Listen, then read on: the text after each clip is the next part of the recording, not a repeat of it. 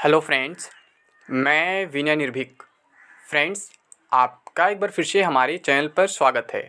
तो friends, RRB NTPC and group D exam latest update. RRB NTPC revise result को लेकर बड़ी खबर। जी हाँ फ्रेंड्स, बड़ी खबर।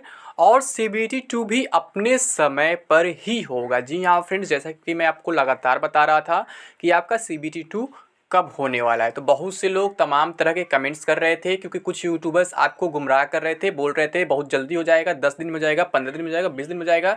तो फ्रेंड्स, ये बिल्कुल इनका नया कारनामा नहीं है, ये शुरू से करते आ रहे हैं। चाहे कोई भी वैकेंसी हो, कोई भी नोटिफिकेशन हो, जब एक बार नोटिफिकेशन आ जाता है तो ये यूट्यूबर्स हर महीने एग्जाम्स कराते रहते हैं। लेकिन मैं हमेशा कहता हूँ कि जब होगा अपने टाइम पर होगा, इतना जल्दी नहीं होगा। तो यही चीज़ सीबीटी 2 को भी लेकर के है। बहुत से लोग अफवाह फैला रहे थे कि सीबीटी 2 मार्च में ही हो जाएगा, कुछ लोग बोले थे अप्रैल में हो जाएगा, ये हो जाएगा, वो हो जाएगा, और कुछ लोग अब बस चले तो फरवरी में ही एग्ज़ाम करा देंगे।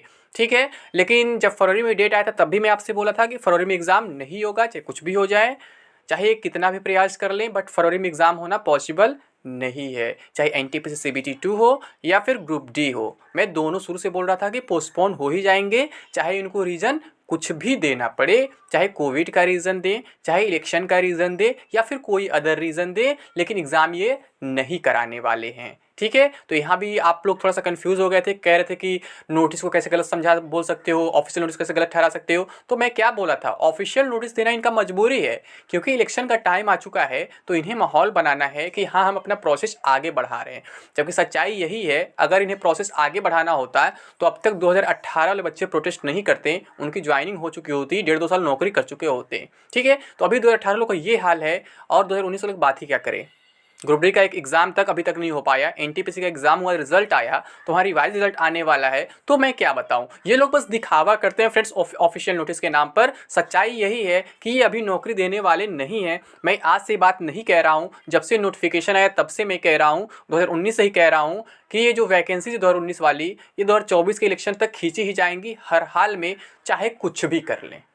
ठीक है, मैं आपको झूठा दिलासा नहीं दिला सकता था उस टाइम भी कि हाँ 2 महीने में एग्जाम हो जाएगा, 4 महीने में एग्जाम हो जाएगा। उस टाइम भी तो ऑफिशियल कैलेंडर आया हुआ था, मतलब कि नोटिफिकेशन मेंशन था कि हम जून से सितंबर तक ये एग्जाम कराएंगे, अक्टूबर दिसंबर तक ये एग्जाम कराएंगे। लेकिन मैं आपसे क्या बोला था कि दोनों एग्जाम्स नहीं होने वाले हैं, क्योंकि रेलवे चाहता ही नहीं अभी कराना। अभी पुरानी वैकेंसी तो कंप्लीट हुई नहीं है, तो नया एग्जाम कैसे हो जाएगा, खुद सोच लो। तो यही कारण है फ्रेंड्स कि जो मतलब कि ये लोग ऐसा कर रहे हैं, और बार बार अपने नोटिफिकेशन में खुद चेंज कर रहे हैं, नोटिस वगैरह तमाम निकाल रहे हैं कि ये कर दिए, वो कर दिए। तो अगर हम रिवाइज रिजल्ट के बारे में बात करें तो फ्रेंड्स, इसके बारे में भी आपको मालूम होगा, जब अभी रिजल्ट पर स्टे नहीं लगा था, उससे पहले ही मैं आपको बोल दिया था कि आपका रिवाइज रिजल्ट जरूर आएगा, और इस पर काम स्टार्ट हो गया है। ठीक है फ्रेंड्स, तो फ्रेंड्स वो भी खबर बिल्कुल सही था हमेशा की तरह, और वहाँ काम उसी दिन से स्टार्ट हो गया जब मैं आपको बताया था, जबकि अभी तक कोई कंफर्म नहीं हो पा रहा था कि रिजल्ट रिवाइज भी होगा। लेकिन मैं इकलौता आपसे लगातार कह रहा था कि रिजल्ट भी जरूर रिवाइज होगा। जिस दिन रिजल्ट आया था मैंने उसी दिन बोल दिया था, क्योंकि रिजल्ट को जानबूझकर गलत तरीके से पेश किया गया था, ताकि रेलवे के एक इंपॉर्टेंट रीज़न मिल जाए, जिससे कह सके कि जो एग्ज़ाम में देरी हो रही है कैंडिडेट्स की वजह से हो रही है, हमारे वजह से नहीं हो रही है। ठीक है, तो रिजल्ट रिवीजन को के लेकर के भी मैंने आपको बहुत पहले बताया था। तो फ्रेंड्स, अगर बड़ी खबर अभी की बताए तो बड़ी खबर ये है फ्रेंड्स, रिजल्ट रिवीजन में काफ़ी लंबा समय लगने वाला है। जी हाँ फ्रेंड्स, काम तो स्टार्ट हो गया है, बट आप जानते हैं रिजल्ट रिवीजन को लेकर के अभी कंफर्मेशन नहीं हो पाया है कि किस फॉर्मूले पर रिजल्ट को रिवाइज किया जाए। यानी कहने का सेंस ये है कि जिस फॉर्मूले पर रिजल्ट आया है, यानी कि कैटेगरी वाइज के हैं या फिर लेवल वाइज के हैं, वहाँ भी कंफर्म नहीं है कि कट ऑफ तो कैटेगरी वाइज दिया गया है और पीडीएफ में लिस्ट लेवल वाइज दिया गया है। तो वहाँ खुद रेलवे कंफ्यूज हो गया है, जिसके बारे में शुरू से बोल रहा था कि यही कारण बनेगा मेन, इनको रिजल्ट रिवाइज करना ही पड़ेगा, और यही कारण जानबूझकर ऐसा किए हैं ताकि हम ऐसे कन्फ्यूज को कैंडिडेट्स को। तो कैंडिडेट्स खुद पूछेंगे भैया इसका मतलब क्या है कि हमारा रिजल्ट कट ऑफ आया है वो हमारा मतलब कि कैटेगरी वाइज है, पीडीएफ है, लेवल वाइज, इसका क्या मतलब है कि मैं एक लेवल में एक पोस्ट के लिए एलिजिबल हूँ कि 2 पोस्ट के लिए एलिजिबल, कुछ कंफर्म नहीं हो पा रहा है, क्योंकि एक पोस्ट का कट ऑफ तो मेरे मार्क्स से अधिक है, बट पीडीएफ में सारे पोस्ट का एक ही साथ दे दिया एक लेवल का। तो ये क्या चल रहा है, कुछ समझ में नहीं जा रहा है। तो रेलवे जानबूझकर कंफ्यूज किया था ताकि कैंडिडेट्स कुछ इस पर आवाज़ उठाएं, फिर हम मौका पा जाएं कि एग्जाम को पोस्टपोन कर दें और रिजल्ट को भी रिवाइज कर दें हल्का फुल्का। तो रिजल्ट रिविजन का बात यही है फ्रेंड्स कि जो रिजल्ट है वो आपका जैसे कैसे रिवाइज होगा, यानी कि जो जिस फॉर्मूले आया कैटेगरी वाइज लेवल वाइज, उसी को वो बस हम नंबर ऑफ कैंडिडेट्स बढ़ा देंगे। यानी कहने का सेंस ये है, अभी 20 गुना ये बुलाए हैं तो क्या 35 गुना 40 गुना कर देंगे,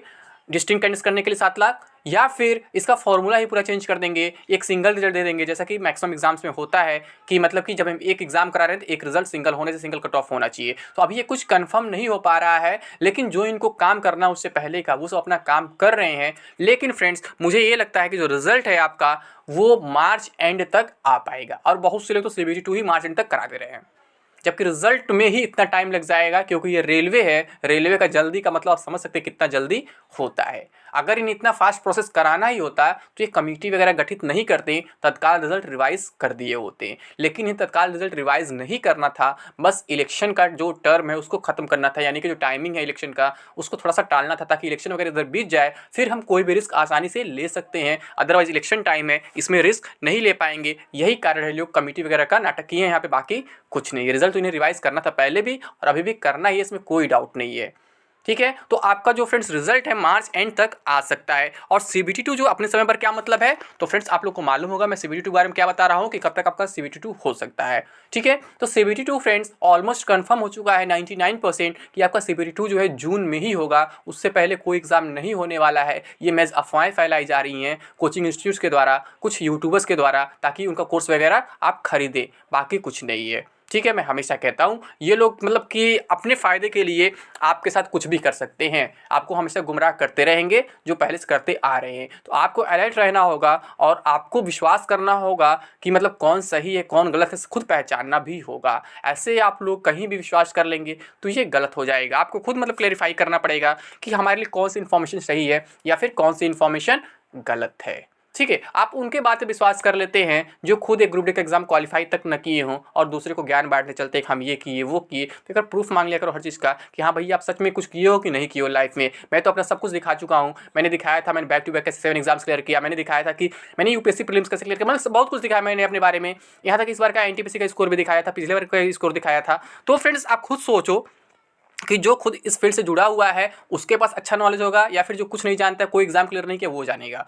ठीक है, तो आप लोग थोड़ा सा मतलब कि कोई भी इन्फॉर्मेशन लेने से पहले, किसी भी चैनल में विजिट करने से पहले उसकी सच्चाई जाना करो, बायोग्राफी जाना करो कि वो बंदा कैसा है, क्या सच में उसको एग्जैक्ट इन्फॉर्मेशन आ सकता है कि नहीं आ सकता है। और पुराने रिकॉर्ड्स भी चेक करो। मेरे ऑलमोस्ट सभी रिकॉर्ड्स देखे होंगे, मैंने जो भी बात बताए पहले से सब सही निकले हैं, एक्सेप्ट जो 28 दिसंबर एग्जाम नहीं होने में बोल रहा था NTPC जब स्टार्ट हुआ था वही केवल हो गया था। बाकी सब कुछ क्या है मेरे जैसे बोला हूँ वैसा ही हुआ है, और मैं ही इकलौता बंदा हूँ जो उस गलती को खुद बार बार याद दिलाता हूँ, रिपीट करता हूँ, एक्सेप्ट करता हूँ कि हाँ मेरे वैसे कुछ मिस्टेक हुआ था।